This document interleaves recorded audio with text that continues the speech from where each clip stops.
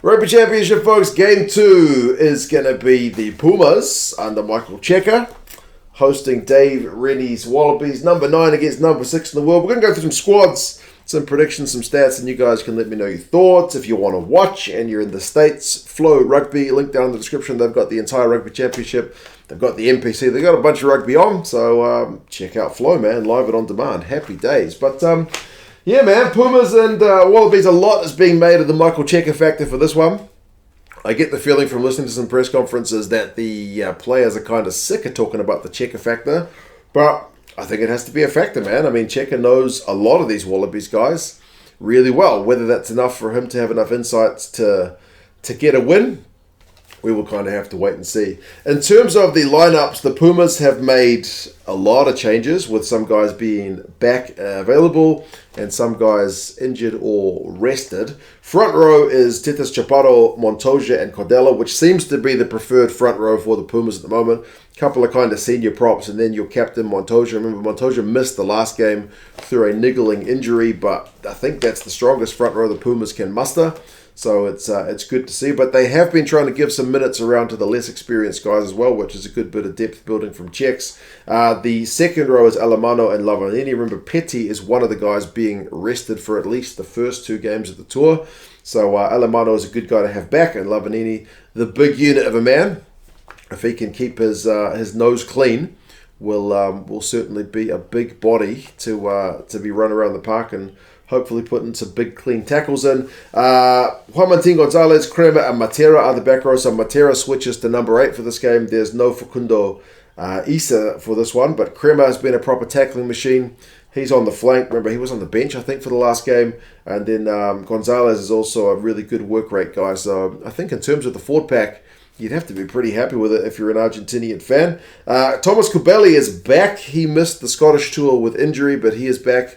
And he is fit starting at 9. But one man who's not back is Nico Sanchez. He's apparently done the same leg injury again that he had. I think from what Cheika said in the press conference, they kind of tried to speed him through his recovery process and ended up injuring the same leg. So they're going to have to take their time with him from here on out. So Carreras is the man at 10. I mean, stats-wise, there's not many better running 10s from the July internationals anyway. Like, the guy is lightning quick. He kind of, is Bowden Barrett of old when he was the super sub for the All Blacks, right? Like, Carreras is really, really quick. So he certainly has that aspect to his game, which defensively the other teams are going to have to watch out for. De La Fuente is back at 12. Remember, he was rested for the last game too, alongside Orlando. And then the outside backs is Cordero on one wing, Boffelli on the other, and then Mallia is there at fullback. So, yeah, a little bit of tinkering. Cordero is back into the 15. After missing out on the last game. Matias Moroni drops to the bench. Albornoz is still there on the bench. He didn't quite get his first cap for Argentina in the last game, but he might get one this time. And then Bazan Velez, the guy who got his debut in the last game against Scotland at 9. He is dropped to the bench for this one, so there's no Bertrano either. Bruni is there, Grandona is there, Sclavi, Vivas, and Creevy. So, yeah, it's a little bit of rotation for the Pumas, but I think you'd overall be pretty happy with it. The guys are rested, Petty and Dalgi. As I mentioned, Sanchez injured, but yeah, it's a pretty tidy looking Argentinian side. So at home, I think they have to be at least relatively confident, but believe it or not, they are underdogs for this one. But we'll get to that in a second. For the Wallabies, they've got a pretty good record over the Pumas, so the squad's going to have a little bit of pressure on them to kind of continue that, but they are in Argentina, which is something new for a lot of these guys because the Aussies haven't been to Argentina since, I think, 2018, so it's a long, long time.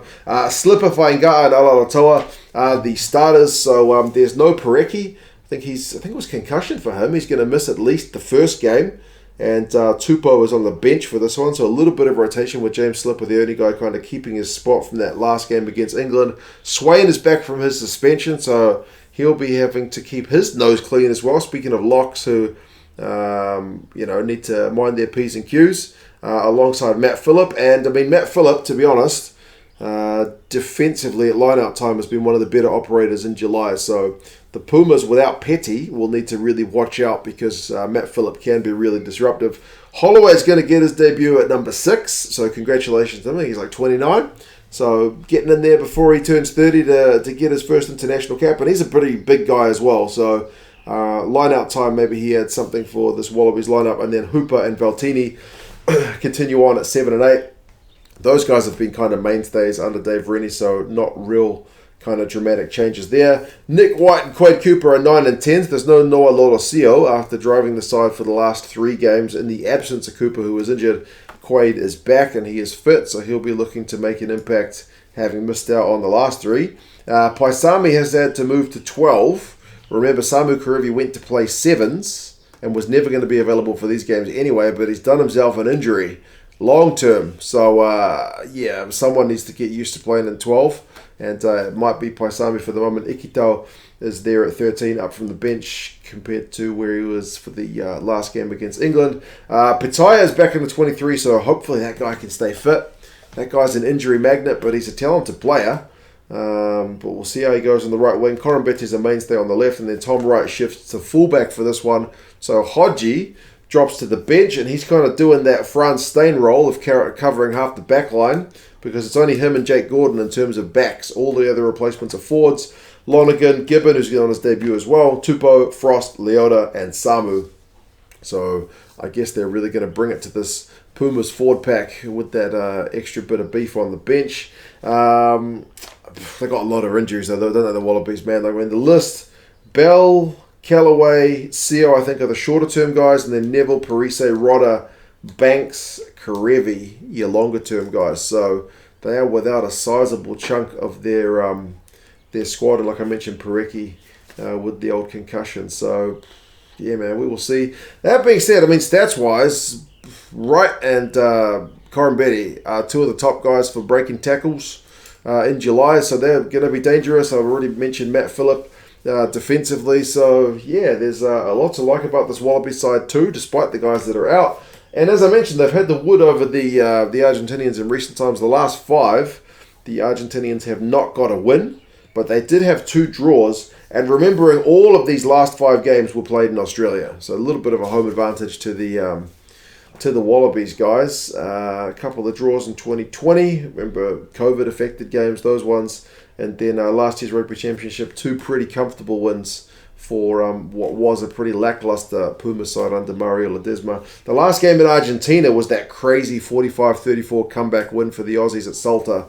So, yeah, even their last game in Argentina was an Wallabies win. So it's been a while since the Pumas beat the Wallabies, but as I mentioned, very long ago, since we've played in Argentina, 2018, very long ago. Average score across the last 5 games is 21-13, so relatively comfortable for the Wallabies. But yeah, new coach in Cheika, so a lot more to see. Speaking of Cheika's influence, like in terms of stats, the Argentinians just aren't kicking as much as everyone else. That doesn't surprise me, because Cheika's teams, at least when he first took over the Waratahs, like he was almost banning kicking. So they certainly kick a lot less than the other teams in July. The Aussies conceded a couple of maul tries against England, which might be a little bit of an area of concern. But then again, Argentina didn't score any maul tries against Scotland, so it's not like an area they were really trying to capitalise on.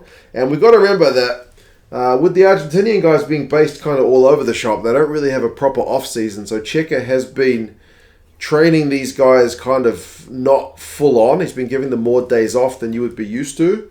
And interestingly, against Scotland, and I'm not sure if this goes down to training or if it's just a coincidence, because we're not looking at 3 games, but against Scotland, the Pumas conceded 78 points by my count, 40 of them in the 3rd quarter of the game, so just after half-time. Maybe there's some guys getting a bit tired and it's before they're bringing on the replacements, but the 3rd quarter has conceded more than half the points, so maybe that's an area that the Pumas need to manage their bench a little bit more, or if it's a fitness thing, we'll kind of have to wait and see. Australia, kind of like New Zealand, have not had much of an impact on the game in the first 20 minutes. They kind of were slow starters, so they will need to start better against Argentina, because you really don't want to be chasing a game with that Argentinian crowd kind of getting behind their team. We saw what they did when they came back against Scotland in that final game. So it is on Saturday, August 6th from Mendoza. I believe that is Sunday morning over here in New Zealand, and it's probably not going to be the best time for you guys in Australia. I would imagine it's a pretty early wake-up call. 4:10 local time. So that's like 7 in the morning for me, or 6 or 8. It's a pretty decent time for New Zealand, but a touch early for the Aussies. Mike Adamson is the ref. Fingers crossed he is not having too much of an impact on this one.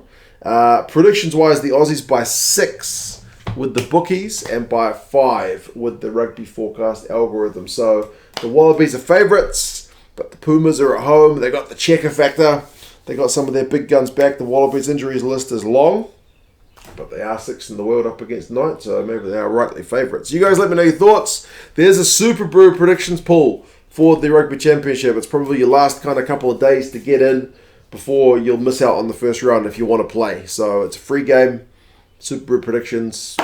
I did rubbish in July, but I was good in the Six Nations. I did not that well with Super Rugby, but I did really well with the URC, or was it the Premiership? Yeah, predictions can be a bit of fun. Anyway, you guys have any thoughts? And I'll talk to you guys again soon. See you later.